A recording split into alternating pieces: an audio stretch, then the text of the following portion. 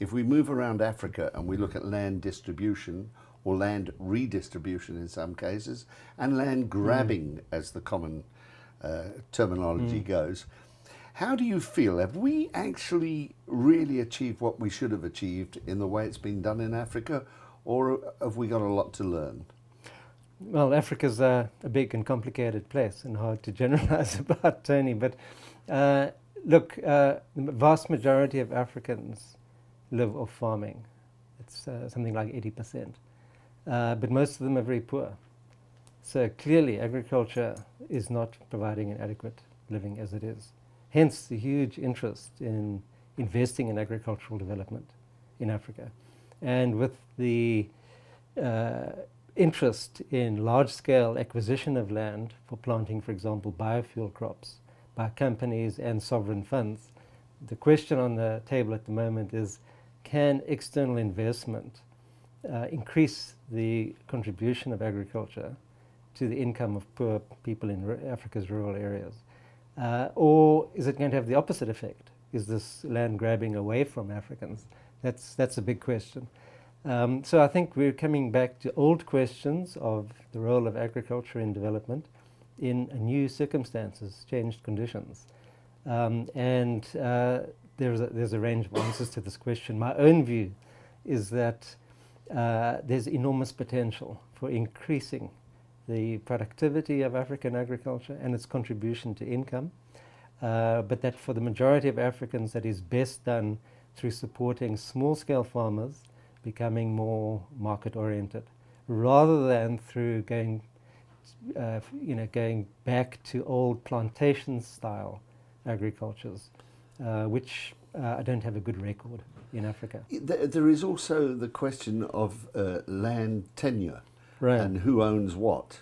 And one of the problems that I've come across is that the small-scale farmer, the emerging farmer, let's call him, a commercial farmer, he has no way of obtaining finance to buy equipment, to buy seed, to buy anything really, because his name doesn't appear on the title deed, and the banks and the large lending organizations are not coming to the party on that one. Well, I think there's a fallacy involved in that you have to, the only source of collateral for funding farmers is land title. In fact, often in the commercial world, credit is supplied by processors as a form of advance payment because they're guaranteed a supply. In fact, they can deduct the advance payments from payments to their suppliers. But just interrupting, so, there is an asset to attach. Well, but lots of lenders, whether they be banks or for that matter processors, are not particularly interested in land as the asset. In fact, with small-scale farmers, for example, private property smallholders in Kenya who've tried to access bank loans, find that it's not worth the bank's while. The transactions costs of trying to firstly claim back the land, the collateral, and secondly sell it on, are much higher than the value of the land itself. So the idea that if you simply supplied freehold title to small-scale farmers that a flood of bank loans would result is simply not the case. And I think there are other innovative ways of supplying finance which do not involve freehold title as collateral, which applies in many parts of Africa and elsewhere, and in fact should be explored and promoted by government and microfinance. But illuminate me on one. Well, for example, group credit, so group lending, whereby the equivalent with regards to production is very common throughout the world. So other members of your group, often a small group, are actually the security for the lender, and they have an interest in you paying back the loan so that their loans in future are guaranteed. So small group peer pressure can be very efficient. Professor, there's one little lot of land, well, large tracts of land owned by the government. The Eastern Cape, for instance, Northern Cape as well. That's a myth, Tony. It's a complete Is it a myth? Because absolutely. I've flown over those lands and I'm told it's owned by the government. So who does own them? Those are all occupied by people. We've just put out a fact sheet, I can give you a copy, which talks about state land. It's actually 0.2% is available for redistribution for agricultural purposes from the state to other people. The vast majority of state land is either occupied already, often it must be said, as we've just been talking about, for livestock rather than cultivation, or it is conservation land, or it's water catchment land not suitable for farming. So the idea that state-owned land is the answer, it simply doesn't. Well, the minister is actually agreeing to large tracts of land in the Eastern Cape that our government owned that they're looking at releasing. Minister must be ill-informed then. You know, if you were a visitor to this country and you were to fly over this massive country, you'd be saying to yourself, heck, there's a lot of land to feed a small amount of people here. Yes, Tony, but 70% of it has less than 400 millimeters of rainfall. That's the biggest problem. There's only 12 to 13% of our country is arable, and only 2% is irrigable. But so the vast majority of it is good for grazing. In many of your articles, and I've read one or two of them, you talk about undercultivation. Right. Isn't that a contradiction in some respect? Along the eastern seaboard, in the former Transkei, Ciskei, and parts of KwaZulu-Natal, and some of the former Bantustans up in the north, there is undercultivation. And my own view is that it's because the economics of staple crop production at the moment make it an irrational thing for a farmer to engage in.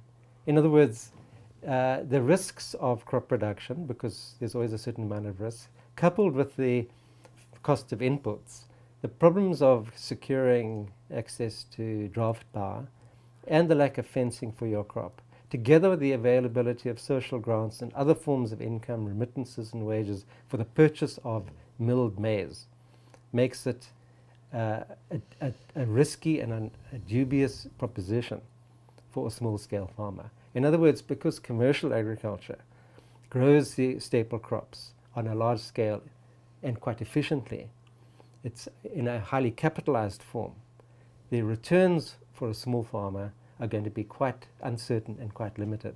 And if your circumstances are right and your rainfall is good, you can still make a profit on it. But it's a big investment to make upfront with an uncertain return. And so I think, personally I think the potential for small-scale farming in most of the former homelands revolves around, firstly, livestock production, and secondly, around fresh produce rather than staple crop production. Is it that we're not marketing this properly, that both sides don't understand what's going on? Well, I'm talking about government and farming holistically. I think there's a bit of a dialogue of the deaf at the moment.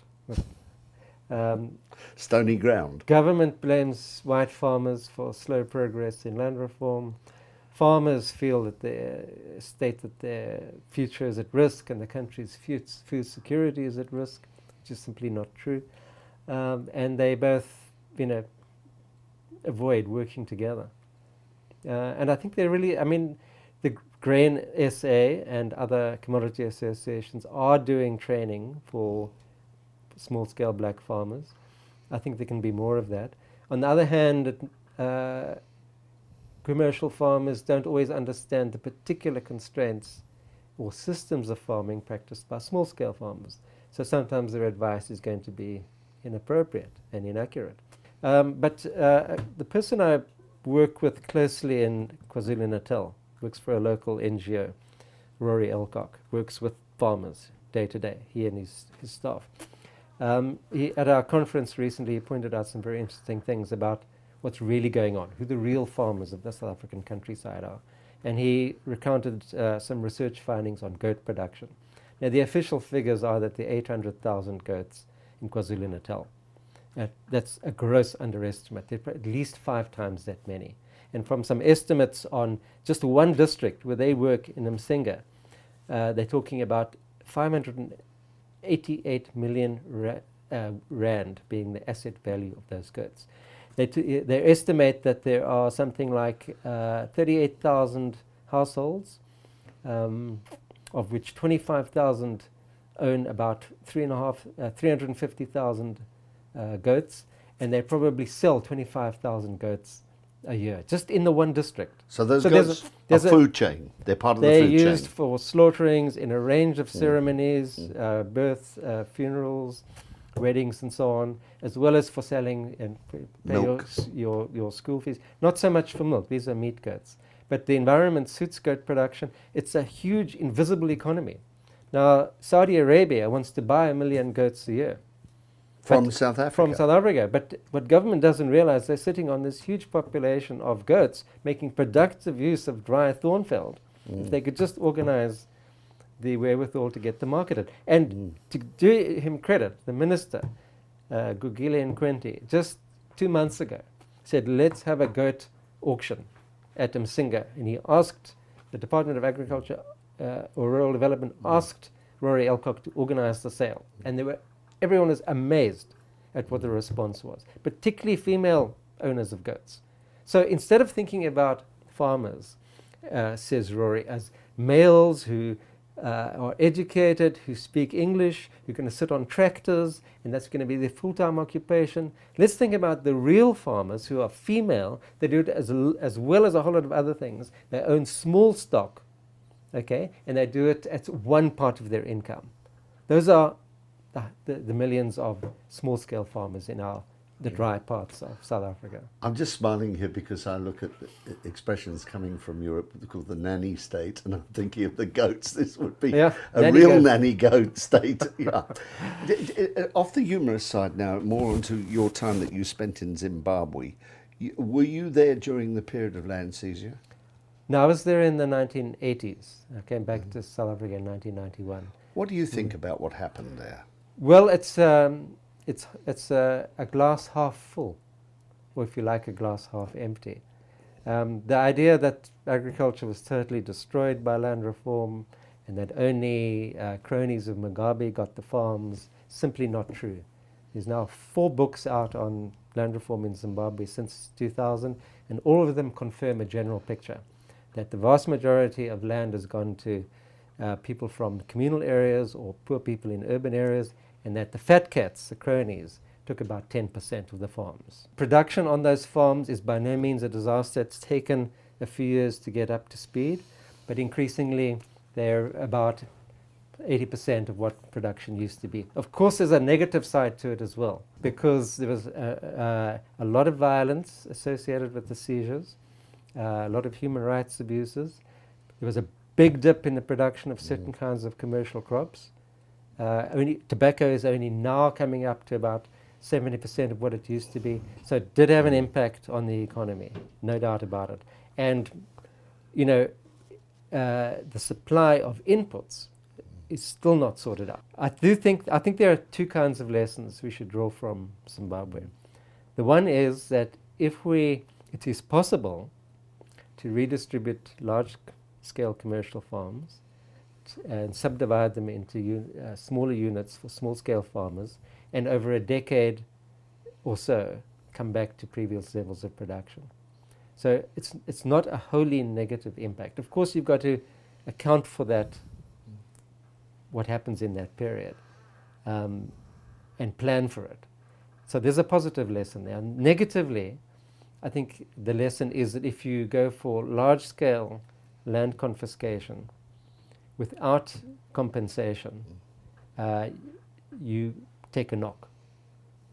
And so there really are costs involved with that. So what we want to do in South Africa is learn from the positives, learn from the negatives, increase the benefits, keep the costs to a minimum. And I would say that one way to do that is to leave the 20% of commercial farmers who are producing 80% of our produce alone, at least for the time being, maybe over the long term. The other 80%, the opportunity costs are low. You're not going to make a big impact, a negative impact on national food security if over a period of time like 10 to 20 years, you were redistributing it at at the same time as you're providing people with the means to farm, including the skills and training and so on. Do you think we're on the right path? South Africa is completely on the wrong path. I think we have That's disastrous land reform, and it's an issue which won't just go away and take care of itself. Do they consult with you? We have, in the past, in the 1990s, when we had a new government and a new democracy, researchers here at PLAS were deeply involved in the policy-making process. But why aren't they now? But when one is critical in the public sphere, government officials, government ministers get defensive and prickly. And right now, there's no dialogue whatsoever, despite actually efforts to open it up. It's not from want of trying. But I think what our government should realize is that as independent researchers who don't depend on government funds, we also have a duty to society to tell it like it is. So that if you have a green paper, which is 11 pages long, which says very, very little, and it doesn't answer some of the key questions like what is land reform for, who should the land be going to, for what purposes and where. If it doesn't say those things, you've got to say this piece of paper is not worth what it's written on. But isn't it a fact that this is part of the problem? The intelligentsia of the ANC keeps its head down. I think so. I mean, my big worry about the leadership of land reform in this country is that it's not in the hands of the more savvy members of the ANC. They usually give them to people who are the least savvy. So we lack strong political leadership. And it's the same with agriculture now, I'm afraid to say.